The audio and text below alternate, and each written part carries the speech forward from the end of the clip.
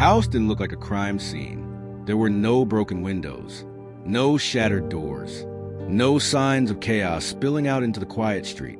Just a neat driveway, a closed garage, and a silence that felt normal, too normal, because inside that home, something had already happened, something that would soon grip the entire nation, and leave people asking how a life that looked so perfect could end in something so unthinkable.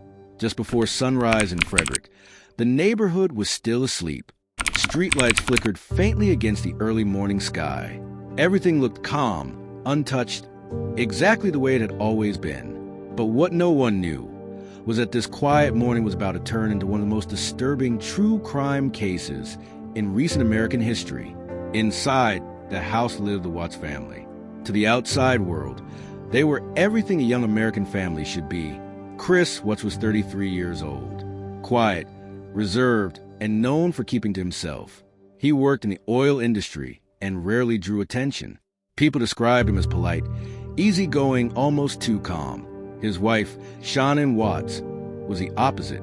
She was vibrant, outspoken, and full of life. She shared her world openly on social media, posting videos of family dinners, birthday celebrations, and everyday routines that made their life look warm and full. And then there were their daughters, Bella and Celeste, 4 and 3 years old, bright, playful, always laughing. In videos, they ran through the house, calling out to their parents, filling every room with noise and joy. From the outside, it looked like a happy home. But what people didn't see was what was slowly building behind closed doors. At first, it didn't look like danger. It looked like distance.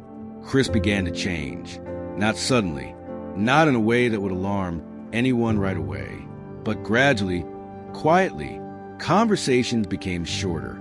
His tone became colder. He stopped engaging the way he used to. Shannon noticed. She told friends something felt wrong. That Chris wasn't the same. That it felt like he was slipping away from her, even when he was right there. And then there was something else.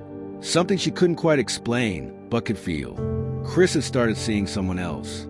Her name was Nicole Kessinger, a co-worker. At first, it was just conversations, time spent together. But over time, it turned into something more, something hidden, something that didn't belong in the life Chris had already built. And that's when everything began to shift. While Shannon traveled to North Carolina with the kids, the emotional distance between them grew even wider. Their messages became tense. She questioned him. He pulled further away. She was trying to understand what was happening. But what she didn't know was that Chris was already imagining a different life, a life without his family. By the time Shannon returned home in August 2018, something had changed completely. The warmth was gone. The connection felt forced. But still, nothing pointed to what was about to happen. On the night of August 12th, Shannon arrived home late from a business trip. A neighbor's security camera captured her walking up to the front door around 2 a.m. She walked inside, and that was the last time anyone ever saw her alive. What happened next didn't unfold all at once. It happened quietly, slowly, in the early hours of the morning, while the rest of the neighborhood slept. But what they didn't know was that everything had already changed inside that house. Later that morning, something unusual happened. Shannon didn't show up for a scheduled appointment. For most people, that might not mean much, but for her, it was out of character. She was organized, consistent, especially because she was pregnant at the time. Her friend became worried. Calls went unanswered. Messages weren't read. So she did something that would set everything in motion. She drove to the house, knocked on the door. No response. That's when everything changed. She called the police. When officers arrived, Chris was there, waiting, calm. He told them Shannon had left with the kids after an emotional conversation, that he didn't know where they had gone. But even in that moment, something didn't feel right. Inside the house, Shannon's phone was still there. Her purse, her keys, everything she would normally take with her, left behind for someone who had supposedly walked away. It didn't make sense. And then came the footage. The neighbor next door had a security camera pointed toward the street. Chris stood with officers as they reviewed it. The video showed him backing his truck into the driveway early that morning, something he rarely did. As the footage played, Chris stood behind them, shifting, fidgeting, unable to stay still. That moment raised suspicion, because while the video didn't show everything, it showed enough. And what happened next would change the entire investigation. Police began digging deeper. Interviews became more intense. Details started to fall apart. Chris's story changed. Small inconsistencies turned into bigger ones. And then came the polygraph test. He agreed to take it. But what he didn't know was that it would become a turning point. He failed. And that's when everything changed. During questioning, Chris broke. At first, he tried to explain it away. He gave a version of events that didn't match the evidence. But investigators kept pressing, because they knew there was more. Eventually, the truth came out. Chris confessed. He admitted to killing Shannon, and then his daughters. The motive wasn't anger in the moment. It wasn't self-defense.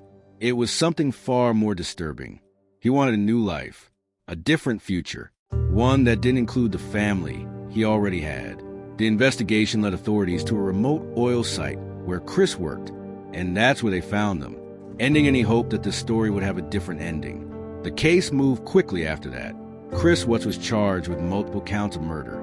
Faced with overwhelming evidence, he accepted a plea deal. In November 2018, he was sentenced to life in prison without the possibility of parole. No long trial, no dramatic courtroom ending, just a quiet, final decision. But the impact didn't end there.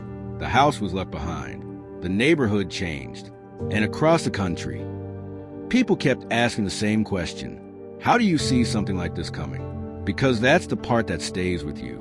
Not just what happened, but how normal everything looked before it did. No loud warning signs. No obvious danger.